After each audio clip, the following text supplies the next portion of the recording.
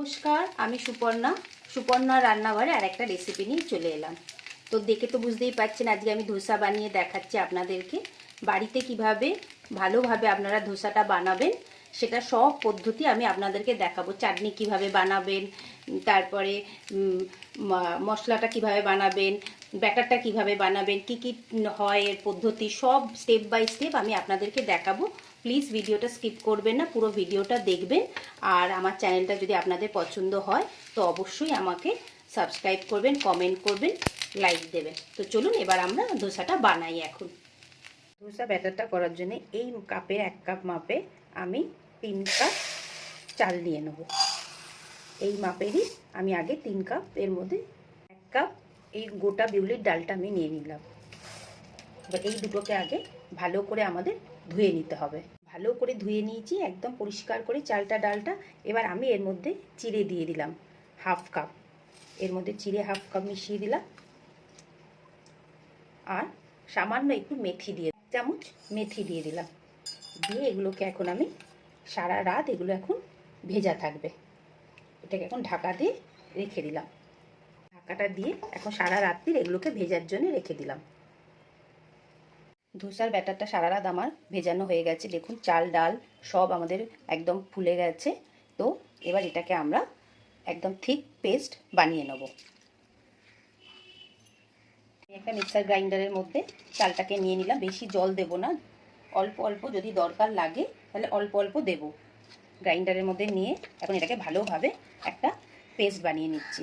ধোসার ব্যাটারটা আমার রেডি হয়ে গেছে। এবার এটাকে ফার্মেন্টের জন্য এখন আমি অন্তত 7 থেকে 8 ঘন্টা এটাকে ক্লিন র্যাপ দিয়ে মুড়ে রেখে দেবো। কোনো গরম জায়গায় রেখে দেবো। ক্লিন র্যাপ দিয়ে এটাকে ভালো করে মুড়ে নিলাম। এবার এটাকে আমি একটা গরম জায়গায় রেখে দেবো। তো আমি তো এটাকে মাইক্রো ওভেনের মধ্যে রেখে দেবো। এখন ওখানটাই ভালো গরম থাকবে। তো আপনাদের বাড়িতে রান্নাঘরে বা যেখানে একটু গরম জায়গা হবে সেখানে অন্তত 5 থেকে 6 ঘন্টা এটাকে আমরা এখন রেখে দেবো। ধোসার জন্যে আগে চাটনিটা বানিয়ে নিই। একটা তাওয়া নিয়ে তাতে কিছুটা তেল দিয়ে দিলাম আগে। তেলটা আমাদের গরম হয়ে গেছে। আগে আমি 1 চামচ চানা ডাল দিয়ে দিলাম আর 1 চামচ আমি বিউলির ডাল দিয়ে দিলাম। দিয়ে এগুলোকে একটু লাল করে আগে ভেজে নেব। ভালো করে একটু ভেজে নেবো। লাল করে ভাজা হয়ে গেছে। কিছুটা আদা দিয়ে দিলাম আর কটা শুকনো লঙ্কা এর মধ্যে দিয়ে দিলাম। দিয়ে কিছুক্ষণ একটু ভালো করে নাড়াচাড়া করে নেওয়ার পরে অল্প একটু আমি পেঁয়াজ দিয়ে দিলাম। পেঁয়াজটা দিয়ে একটু নরম হওয়া পর্যন্ত নাড়তে হবে। এটা কারি পাতা দিয়ে দিলাম আর কিছুটা ধনে পাতা এই ডান্ডাগুলো দিয়ে দিলাম। দিয়ে ভালো করে একটু এখন নাড়াচাড়া করে নেব। অল্প করে নুন দিয়ে দিলাম। এর মধ্যে কিছু আমি টমেটো দিয়ে দিচ্ছি। এবার ভালো করে একটু নাড়াচাড়া করে নেব। নিয়ে এটাকে একটু একদম গ্যাসটাকে এবারে স্লো করে দেবো। দিয়ে এটাকে টমেটোটা যতক্ষণ না গলবে ততক্ষণ আমরা গ্যাসটাকে একটু স্লো করে এটাকে গলতে দেবো। টমেটোগুলো সবই গলে গেছে। এবার আমরা গ্যাসের ফ্লেমটাকে বন্ধ করে দেবো। দিয়ে এটা যতক্ষণ না ঠান্ডা না হচ্ছে ততক্ষণ এটাকে পিষবো না, গ্রাইন্ড করবো না। এটাকে এখন ঠান্ডা হওয়ার জন্য রেখে দিলাম। তার জন্য যে ফিলিংটা বানায় আলু দিয়ে আগে সেটাকে আমরা বানিয়ে নিই। তার জন্য আমি অল্প একটু তেল দিলাম আগে। তেলটা গরম হয়ে গেছে। অল্প একটু আমি সর্ষে দিয়ে দিলাম আগে। তারপরে 1 চামচ চানা ডাল দিয়ে দিলাম আর 1 চামচ বিউলির ডালটা দিয়ে দিলাম। এই যে বিউলির ডালটা দিয়ে দিলাম। দিয়ে এগুলোকে একটু ভালো করে আগে হালকা যতক্ষণ একটা কালার না চেঞ্জ হচ্ছে এটাকে আমরা একটু ফ্রাই করে নেবো। অল্প একটুখানি হিং দিয়ে দিলাম। হিংটাকে দিয়ে একটু নাড়াচাড়া করে নিলাম। তারপরে আমি আদা কুচোটা দিয়ে দিলাম। এখানে আপনারা রসুনও দিতে পারেন, আমি দিইনি। আদা কুচোটা দিয়ে দিলাম। দিয়ে ভালো করে একটু নাড়াচাড়া করে নেবো। নেওয়ার পরে 10-15টা কারি পাতা দিয়ে দেবো এর মধ্যে। 10-15টা কারি পাতা দিয়ে দিলাম। কারি পাতাটা দিয়ে ভালো করে একটু নাড়াচাড়া করে এবার কিছু কাঁচা লঙ্কা দিয়ে দিলাম এর মধ্যে। ঝালটা আপনারা আপনাদের টেস্ট অনুযায়ী দেবেন। তারপরে কিছুটা পেঁয়াজ আমি দিয়ে দিলাম এর মধ্যে। পেঁয়াজ দিয়ে আমি এখন একটুখানি নুন দিয়ে দেবো এর মধ্যে। একটুখানি অল্প করে নুন দিয়ে দিলাম। দিয়ে 1 থেকে 2 মিনিট একটু নাড়াচাড়া করে নেবো যাতে পেঁয়াজটা একটু গলে যাবে। আর আমি এর মধ্যে সামান্য একটু জল দিয়ে দিলাম।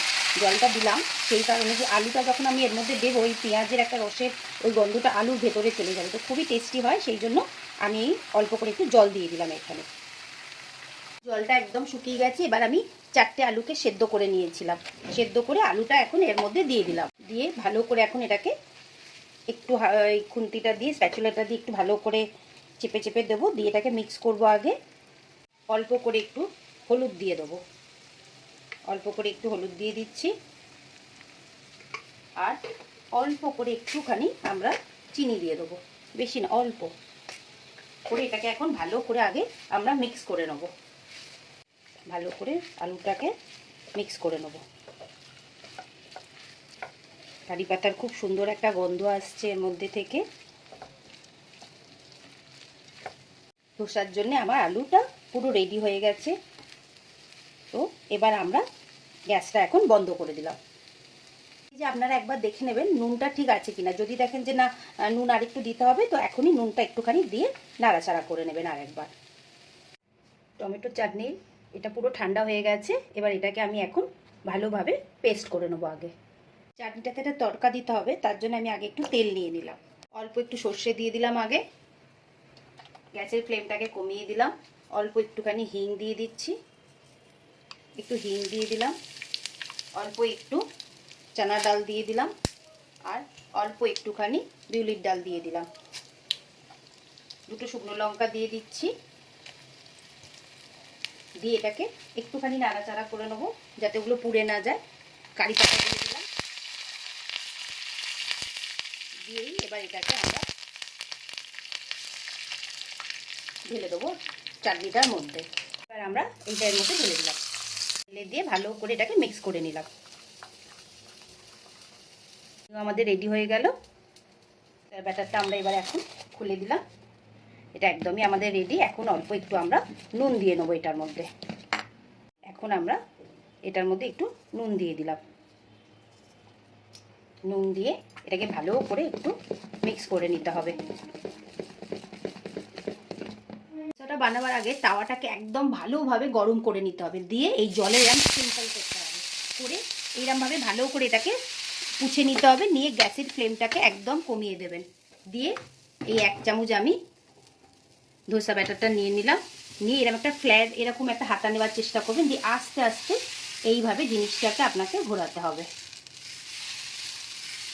এইভাবে আস্তে আস্তে আস্তে আস্তে আপনাকে ঘোরাতে হবে। গ্যাসের ফ্লেমটা এখন আমি বাড়িয়ে দেবো। আর দিয়ে এরম তেল নিয়ে এরমভাবে ব্রাশে ব্রাশে করে অল্প অল্প করে এখন দিয়ে দেবো। এখন একবার দেব, আবার একটু বাদে আর একবার দেব। আর ননস্টিকের প্যান নেওয়ার চেষ্টা করবেন, তাহলে কি হবে, জিনিসটা আটকাবে না। আর একটুখানি তেল দিয়ে দেবো সব সাইডে। এইভাবে এইভাবে তেলটা দিয়ে দিলাম। তো আমি আপনাদের আগে দুভাবে দেখাবো। তো একটা দেখাচ্ছি চিজ দিয়ে। প্রথমে একটু কী করলাম, কাঁচা লঙ্কা একটুখানি দিয়ে দিলাম। দিয়ে অল্প একটুখানি চিজ দিয়ে দিলাম। এবার যে আলুটা আমি রেখেছি, বেশি দেবো না, অল্প করে দিলাম। দিয়ে দেখছেন সাইড দিয়ে লাল হয়ে যাচ্ছে। এবার আমরা এই দেখুন একদম সুন্দরভাবে জিনিসটা উঠে যাবে। এই যে ধোসা এটা রেডি হয়ে গেল। তাওয়াটা গরম হয়ে গেছে। এই যে জলের আমাকে একটু স্প্রিঙ্কল দিয়ে দিলাম। দিয়ে এবার এটাকে ভালোভাবে আমি পুছে নেবো। আগে একদম পরিষ্কার করে এটাকে পুছে নিতে হবে। নিয়ে এবার আমি এই এরমভাবে দিয়ে দিলাম।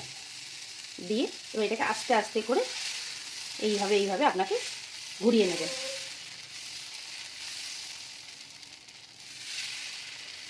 এইভাবে দেখুন একদম জালি জালি মতো একটা এসে গেছে। এইভাবে আমি ঘুরিয়ে নিলাম। এটা দেওয়ার পরে তখনই আমাদেরকে গ্যাসের ফ্লেমটাকে বাড়িয়ে দিতে হবে। দিয়ে এবার আস্তে আস্তে করে আমরা একটুখানি তেল দিয়ে দেবো। এখন একবার দিয়ে দেবো, পরে আর একবার দেবো। এইভাবে এখন দিয়ে দিলাম। এবার দেখুন সাইড দিয়ে একটু লাল লাল হচ্ছে। এখন আমি আর একবার তেল দিয়ে দিলাম। আপনারা এখানে ঘিও কেউ দিতে পারেন, অসুবিধা নেই। আমি এইভাবে এখন দিয়ে দিলাম। দিয়ে এবার আলুটা দিয়ে দেবো। এটা নর্মাল যেভাবে পাওয়া হয় ধোসা, মশলা ধোসা, এইভাবে আগে আমি আলুটা দিয়ে দিলাম।